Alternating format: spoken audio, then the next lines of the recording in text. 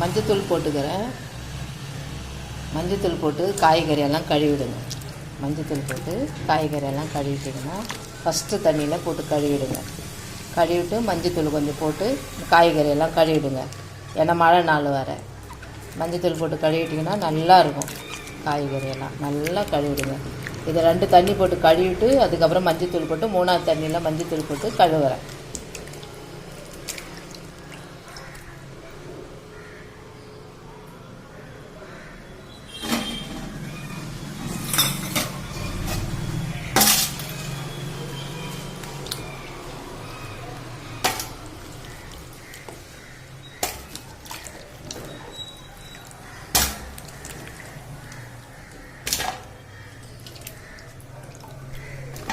மஞ்சத்தூள் போட்டு கழுவிட்டிங்கன்னா காய் நல்லா இருக்கும் ஃப்ரெஷ்ஷாக.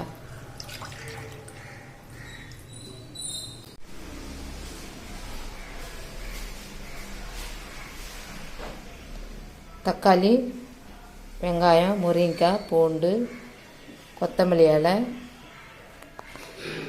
2 பச்சை மிளகாய்,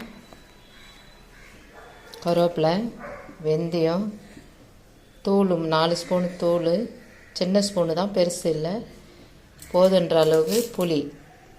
அப்படின்னா வெந்தய குழம்பு. இது வெந்தயம் போட்டு செய்கிறதுனால வெந்தய குழம்பு. அப்புறமா இது கத்திரிக்காய். இந்த கத்திரிக்காய் இப்படி இருந்த கத்திரிக்காயை இந்த மாதிரி வெட்டி, இந்த பாருங்க 4 பீஸு வெட்டி அந்த கத்திரிக்காய் அந்த வெந்தய குழம்புல போட்டோம்னா சூப்பராக இருக்கும். அதே போல் கொஞ்சம் உருளைக்கிழங்கு 2 உருளைக்கிழங்கு போட்டுக்கிறேன். இதெல்லாம் போட்டு ஒரு வெந்தய குழம்பு வைக்க போகிறேன். அது சில பேர் காரக்குழம்புன்னு சொல்லுவாங்க. நாங்கள் வெந்தயம் போட்டு வைக்கிறதுனால வெந்தய குழம்புன்றோம். பாருங்கள் எப்படி செய்யும் முறை எப்படின்னு பாருங்கள், செஞ்சு சாப்பிட்டு பாருங்கள். ஸ்தோத்திரம் ஆண்டவரே.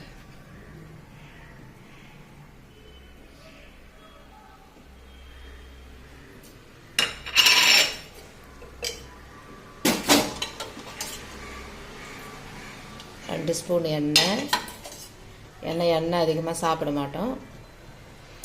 2 ஸ்பூன் எண்ணெய், போதுன்ற அளவு கடுகு, இங்கே பாருங்கள் போதுன்ற அளவுக்கு வெந்தயம். இந்த வெந்தயம் கொஞ்சம் மணமாக இருக்கும் வாசனையாக, அதுக்காகத்தான் போட்டுக்கிறேன். வெந்தயம் கடுகு போட்டாச்சு. பூண்டு போட்டுக்கிறேன். பூண்டு போட்ட பிறகு கருவேப்பிலை, கொஞ்சம் கருவேப்பிலை நல்லா இது ஃப்ரை ஆகணும். ஃப்ரை ஆன பிறகு நல்லா ப்ரௌன் ஆகணும். பூண்டு நல்லா ப்ரௌனாக ஆயிடுச்சுன்னா அப்போ தான் நல்லா மணமாக இருக்கும் அந்த குழம்பு. சும்மா பச்சை வடை பூண்டு போட்டு உடனே தக்காளி வெங்காயத்தை போட்டுட்டிங்கன்னா டேஸ்ட் ஒரு மாதிரியாக இருக்கும். அது வாசனை தன்மை வராது. எது செஞ்சாலும் கவனமாக செஞ்சோம்னா நல்லாயிருக்கும். என்ன தானே பொருள் செஞ்சால் நல்லாயிருக்கும். ஏதோ சமைக்கிற ஒன்று பேரில் எதுவும் செஞ்சிடக்கூடாது. ப்ரௌன் ஆயிடுச்சு. 2 பச்சை மிளகாய், வெங்காயம் 2 வெங்காயம் வெட்டி இருக்கிறேன். 2 வெங்காயம் போட்டுக்கிறேன். 2 வெங்காயம்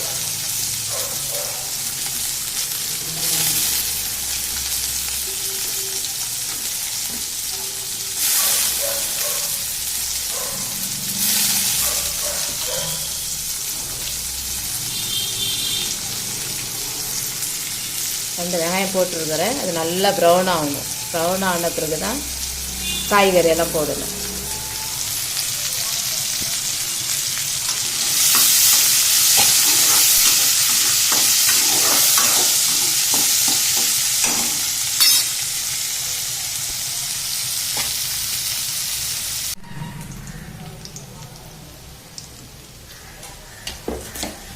நல்லா ப்ரௌன் ஆயிடுச்சு வெங்காயம். இந்த டைமில் கத்திரிக்காய் உங்களுக்கு போதுன்ற அளவுக்கு காய்கறி எடுத்துங்க. ஒரு குழம்பு வைக்க எவ்வளோ வேணுமோ அவ்வளோ காய்கறி எடுத்துங்க. உருளைக்கிழங்கு,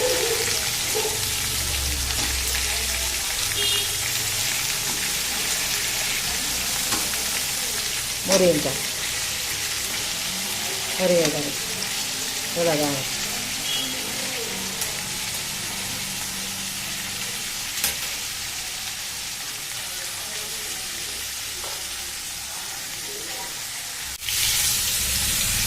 நல்லா எண்ணெயில் வதங்கணும். நல்லா எண்ணெயில் வதங்கின பிறகு இது மேலே தான் தக்காளி எடுத்து கொட்டணும். தக்காளி எடுத்து போட்டிங்கன்னா அது தனி டேஸ்ட் இருக்கும். ஃபஸ்ட்டு வெங்காயம் வதங்கின பிறகு தக்காளி போட்டு வதக்கிட்டு அதுக்கப்புறம் காய்கறி போட்டிங்கன்னா அது வேறு டேஸ்ட்டு. ஆனால் இப்படி போட்டு செஞ்சிங்கன்னா இதோட இன்னும் நல்லா டேஸ்ட்டாக இருக்கும் வெந்தய குழம்பெல்லாம்.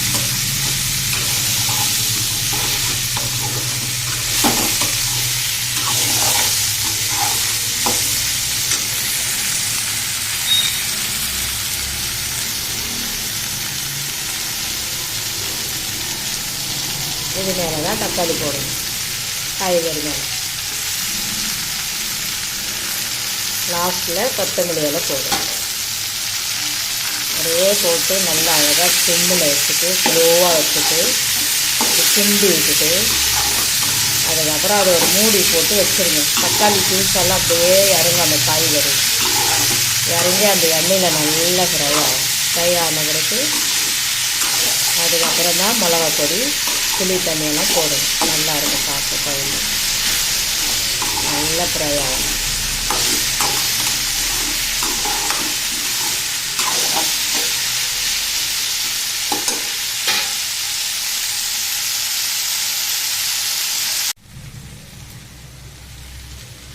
காய் நல்லா வாடி போய் நல்லா வதங்கிடுச்சு எண்ணெயில். அதுக்கப்புறம் 3 ஸ்பூன் தூள், வீட்டு தூள் தான், அரைச்சி வச்ச தூள். நல்லா கொஞ்சம் எண்ணெயில் கொஞ்சம் ஃப்ரை பண்ணிடுங்க. ஏன்னா அந்த தூளோட பச்சை வாடை போகணும். இது நல்லா ஃப்ரை பண்ணிட்டிங்கன்னா நல்லா எண்ணெயில் கலந்து அந்த தூள் வாசனை எண்ணெயில் வதங்க நல்லா மணமாக இருக்கும் குழம்பு.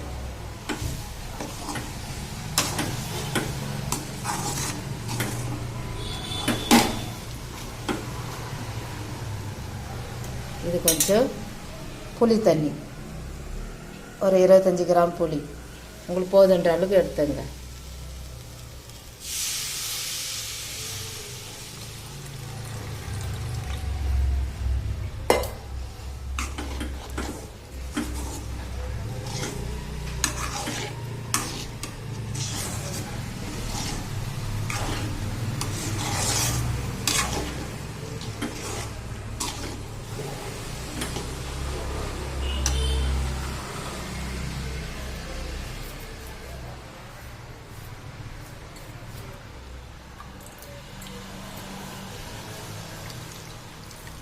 புளி கரைச்சின தண்ணி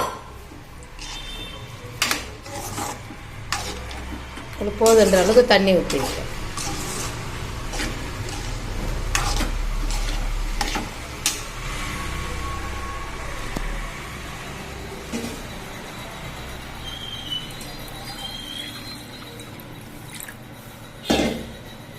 நல்லா காயெல்லாம் வேகணும். இவ்வளோதாங்க.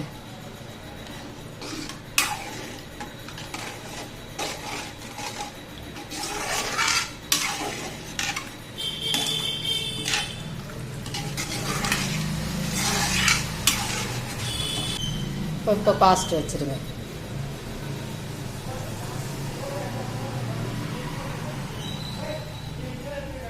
அது போட்டால் நல்லா கொச்சிடும். அவ்வளோதான்.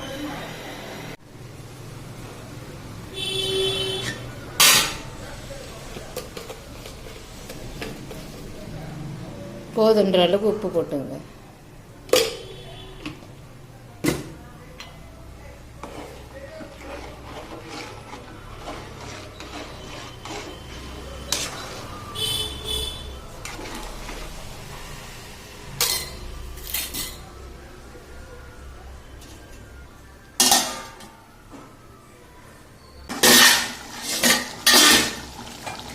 அப்படி தள்ளுன்னு கொதிக்க பாருங்கள். இப்படி தான் இருக்கும் காரக்குழம்பு. நல்லா வெந்தயமெல்லாம் போட்டு அந்த வெந்தயத்தோட வாசனை எப்படி இருக்குது.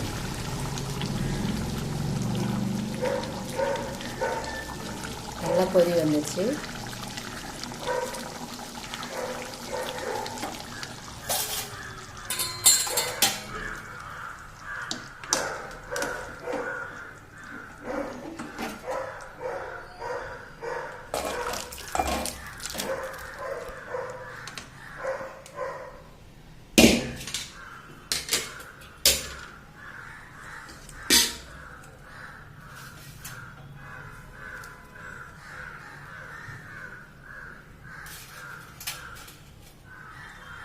ஒரு கொத்தமல்லியை போட்டு விட்ருங்க. பார்க்கவும் நல்லா அழகாக இருக்கும்.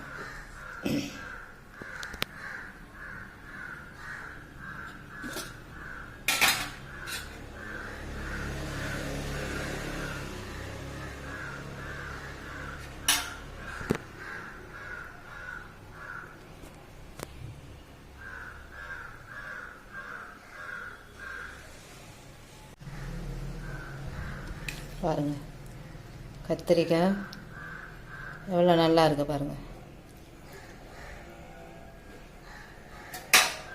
இப்படி தாங்க வைக்கணும் இந்த குழம்பு.